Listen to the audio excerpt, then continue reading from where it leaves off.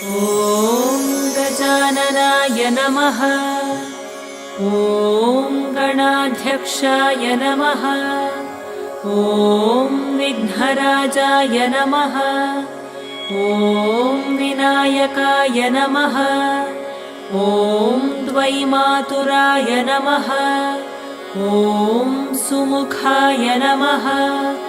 ॐ प्रमुखाय नमः। ॐ सन्मुखाय नमः। ॐ कृतिने नमः। ॐ ज्ञानदीपाय नमः। ॐ सुखनिधये नमः। ॐ सुराध्यक्षाय नमः। ॐ सुरारिभिदे नमः। ॐ महागणपतये नमः। ॐ